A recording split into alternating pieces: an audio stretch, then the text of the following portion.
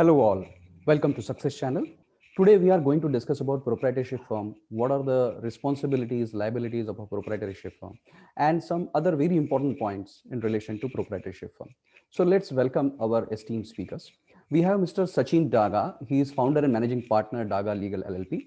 His firm has a consolidated experience of 66 years into banking, company law, insurance, consumer laws, etc. We also have Mr. Rohit Salwan. He is experienced legal and recovery head. He has more than 18 years experience into litigation, non-litigation, recovery of amounts due, etc. And I'm Abhijit Tople. I'm head of legal geo financial services. I have more than 20 years experience, 5 years into sales marketing, and 15 years as in-house counsel as well as an advocate. So let us start. Yeah, so Sachin, my first question is to you. What is proprietorship? Yeah, Abhijit. A proprietorship firm is the most basic form of a business entity, and it does not have any separate legal entity. It's quite easy to set up. It does not require much capital also. We all know that India has got a lot of unorganized sectors, wherein proprietorship can be a better option because it's a single person company or an entity. In fact, up till 2008, proprietorship was the most basic structure of the business entity. Later on in 2008, government came with the option of OPC, one person company. That also we can discuss later on. But here in this proprietorship, only one person is required, and even with their own PAN card, they can start their own entity. What is most required over here is that you need to have a certain license under Shops and Establishment Act, or and GSTN is mandatory nowadays. That is how you can start a proprietorship firm. And in proprietorship firm, uh, you need to have the kind of business you want to have, and you want to grow in that business. You need to have some licenses. For example, food licenses, FSSAI. It can be labor license or a drug license if you want to open up a medical shop, and so on and so forth. And if you're a professional, so then you would require license. For example, if a CA is there, then a license required from ICA. So that is how you can start your proprietorship with a very minimum capital, and with a very less paperwork. You can start the firm. It's also it's a basic form of business entity. Rohit, you have any input? Yeah. Uh, so Sachin already has started on a very what do you call serious note, and it's a very uncomplicated kind of a structure proprietorship firm. But to understand it in a more lighter note, we can understand if somebody is not liking his own name actually. Suppose I don't like my name as a Rohit Salwan, as a trade, as a the trade name, you can say. So I can choose a fancy name for that for that business. Or maybe you can say like that, if there are so many businesses, I am already doing one business with Rohit Salwan, I don't want to do another business with the same name, because the separation of a profit loss and all those complications. So to iron out all those things, so what one can do is he can choose a fancy trade name, and he can do another functions, another business in that particular name. So that's a easier way of setting up a business in its own the fancy trade name, you can say. On a lighter note, yes, what Sachin says is absolutely correct. It's a part proprietorship concern is the most loosely arranged kind of a legal structure. In fact, it has not been recognized as a legal entity from any aspect. So sole proprietor is actually the soul of the proprietor. If you can say sole proprietor is the soul of the proprietor, he is everything. He's a one-man show, one-man army for his business. Profit, loss, liability, everything links to that guy. And that guy washed away, entire business washed away, entire entity washed away, entire profit loss washed away. So yes, that's a proprietorship firm for you on a very lighter note. And so I have seen a lot of proprietorship who are earning in crores, means huge turnover, but still they are proprietors, right? So we'll discuss in latter Correct. part, whether it is right or wrong. My next question is, what is the difference between proprietorship, partnership, and LLP? I would like Sachin to answer this first. Yeah, it's a very pertinent question, Abhijit. We need to know the difference. But before I start with the difference, first of all, any person who is starting any business as an entrepreneur should keep in mind what should he or she prefer so that his business grow positively. So therefore, he can choose between a LLP, a sole proprietorship, and a partnership company. Now, to begin with, the main difference in the aspect of business in limited liability partnership, a business entity in which partners have limited liability and have a separate legal entity also provides the flexibility of internal structure. Here, in limited liability partnership, there can be minimum 2 members, which are compulsory, and maximum 20 members can be there. However, in sole proprietorship, as Rohit just mentioned, only one person can be the member and it will not have a separate legal entity. So there is no legal distinction between the business and the owner. And here, owner is responsible for all the losses and the profit. Now, in LLP, one can have a choice of name, but it has to be approved by the registrar of company. As Rohit mentioned, in sole proprietorship, they can have any name. However, it should not. They should avoid any trademark infringement. Correct. Yeah. Now, Right. as far as registration part goes, in LLP, LLP has to be registered with the registrar of companies and certification of incorporation has to be issued. Whereas in sole proprietorship, you don't require such kind of registration. A small, say, GST registration can also start with a proprietorship firm. Now, one more important aspect in the LLP is the participation of foreign national. So, for example, in LLP, one partner has to be Indian and another partner can be a foreign national. He can very well go ahead and become, as per the, he has to follow the RBI guidelines and he can participate in the company. However, in sole proprietorship, one has to be the Indian resident and foreign nationals cannot participate. This is a very important distinction.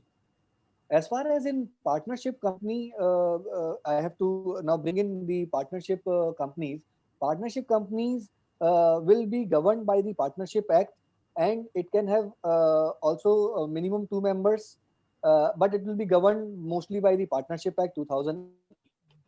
So therefore, no need to have a registration with the registrar of companies. It can have a partnership deed, and they can define their own terms and conditions, and the business can go on.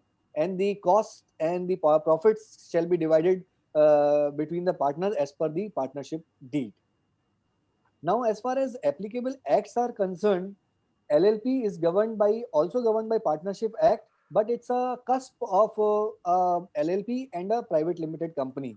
So wherein you have to comply lot of government rules and the Minister of Corporate Affairs rules. You have to do lot of conduct meetings and comply the government requirements. As far as taxability is concerned, in LLP, tax rates are charged at 30% in addition to the service charge, but in sole proprietorship, it's the personal income. In terms of liability, LLP is organized, and in according to the state laws, there are various controls and obligations are divided based on the partnership agreement. In sole proprietorship, it is a complete management control over business of the sole proprietor only. So it has got lesser complications as opposed to LLP. But however, it depends upon the business how he wants to grow. If he to grow as a sole proprietor, he thinks that I can only manage the whole show. Then sole proprietor is the best option. But however, if you need to bring in more people, more investment, then LLP can be a better option before they move to a private limited company. And the last one I will suggest is that the I would inform is the audit part. The contribution, if the LLP contribution is above 25 lakhs, then LLP firm is audited, whereas in sole proprietorship, nothing, so that sort of audit is also applicable. Similarly, in the partnership firm also, nothing of that sort of audit is applicable in the business. So these formalities are not required in sole proprietorship business and the partnership business. So these are the major differences in the LLP firm, partnership firm, and the sole proprietorship firm. Okay. Rohit, what is the capital requirement of a proprietorship? There is no capital requirement as such, means which depends on a person in what kind of business you want to do. So there is nothing which is prescribed as such by a law for a capital requirement. So whatever will be the need of a, the kind of a business he's getting into it, that's the capital he can put into it. So there is no capital requirement as may be required for a LLP or for a one person company for that matter.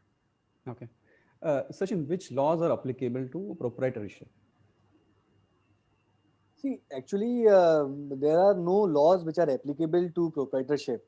However, they have to get registered under Shops and Establishment Act, or they need to register under MSME, Micro, Small and Medium Enterprise Development. But they need to take a GST certification. The registration under GST is mandatory. Then they can go for trademark registration, other licenses, like as I said in the start, drug license, labor license, or RTO, or food safety FSSAI. So these kind of licenses can be taken. Otherwise, as such, there are no laws involved per se in sole proprietorship. So therefore, it is a lesser complication system for them to grow in the business. And if they require, certain kind of investment or something, then they can change the firm to LLP or a private limited or an OPC company, in case they want to get into route of MCA or partnership act. They can come into under that purview. But sole proprietorship, there are no laws applicable. Any input, Rohit? Rohit, any input from your side? Hello. Yeah. So Sachin rightly said, sole proprietorship typically does not. There are no specific laws which surround the sole proprietorship firm as such. But yes, there is certain compliance which needs to be carried out by a sole proprietor basis the kind of business or basis the kind of industry he wants to function into. As his Shops and Establishment Act for that matter, for a drug license, if you really want to he want to run some drug shop or some factory or something like that. So these are the basic compliance you need to function on it. And yes, there are on a taxation side also, I don't think there is something very specific from sole proprietorship perspective. So yes, there is no specific laws which actually governs, or there is no statutory authority which actually governs the sole proprietorship firm as such. Yeah. So, Sachin, as a business entity or as a bank or NBFC, which documents you should refer to ensure that the other, the person who has applied to you is a sole proprietor? So in sole proprietor, you don't require much documentation like certification of incorporation or registration of your name. However, you require very minimal documents like PAN card, Aadhaar card, and there is a certificate under Shops and Establishment Act as per the state laws, sales and income tax returns, GST certificate, or your utility bill. Those kind of documents are required. Most important is that you need to have a bank account, which is a current account in the name of the sole proprietorship, no, which is not. So you need to attach those certifications, those certificates, or your Aadhaar card and PAN card. These are the major kind of documents which are required to open up a sole proprietorship firm. And to tell you frankly, the firm can start within say 10 to 15 days only. That is the minimal requirement for any sole proprietorship firm a person wants to start. Yeah, so just in addition to this simple question, can his PAN card, his personal PAN card be used as a PAN number for a sole proprietorship. Yes, definitely. His only PAN number will be used. As I said, that it's not a different legal entity. So, in case if it's a different legal entity like LLP, then that LLP will have a different PAN card. But here in sole proprietorship, his personal PAN card only will be used. Okay. Rohit, what are the liabilities and responsibilities of a sole proprietor? Look, sole proprietorship, like it's a solo show, as I told you. Yeah. So he has a lot of flexibility in terms of doing business, taking decisions, easy operation for that matter. All incentives which comes into the pocket of proprietor only. And similarly, the liabilities are also same. He has to be, he has to take a burn of the losses also, as he's carrying all the profit in his own pocket. So his losses also has to be hit by a hit on the sole proprietor, and which is not restricted to its business only. It is also restricted to the personal assets of sole proprietor, because there is no difference between sole proprietor and a sole proprietorship firm for that matter. So yeah, liabilities are unlimited and linked to a personal assets of sole proprietor also. So yes, if somebody really wants to make all the profits, so he has to be ready in a sole proprietorship to take all the hit of losses also at the same time. Sachin, is this sole proprietorship model a right model for a business? Or what model you will advise, depending on the size of business, basically? See, I'll tell you one thing. Uh, Whenever a person is starting a business, it depends upon him at what path and what is the plan of business he wants to have. Suppose he is not aware that how he is going to grow into his business, then it is appropriate that he should have a sole proprietorship firm wherein lesser complexities are there, where lesser compliances are there with the government. If suppose there is a business person feels that he needs to grow in 2 years, 3 years, 5 years, and he would require a sort of investment from other people, or he need more manpower or more people to come and join their business, then they can think of other business model. Now suppose in India we are seeing that lot of industries and lot of stores are there, shops are there, wherein person don't doesn't require somebody else's cooperation or partnership. For example, running a restaurant, having a medical shop, grocery shop. For such kind of businesses you don't require. But suppose if you are getting into a small manufacturing unit, currently it's a proprietorship firm, but you need to grow, you need more capital, and therefore you would require some participation. So that's how person first need to think that on what path he needs to tread. Suppose if there is a plan, so then a person who has just started with a sole proprietorship can move gradually to a LLP, or as I said, one person company, depending upon the requirement of the business. Then he can enter into such kind of complexity. Still, there would not be more complexities like in a private limited company. For example, in a limited liability company, the liabilities are fixed or limited. Okay, so you need not to have more number of meetings like in private limited company, more number of directors. So likewise it is up to 20 people can participate, and then they can see that how their business is panning out. So accordingly you can attract investors. Say for example, a foreign person wants to invest money, they have got knowledge skills, they can start with business over here in India. So then they can go for LLP company or a partnership form. Now if suppose they are growing into business, more number of investors are coming, you need more number of directors, you need more shareholding, then they can go and opt for private limited company, because their compliances will be on a higher side, more complexities of business.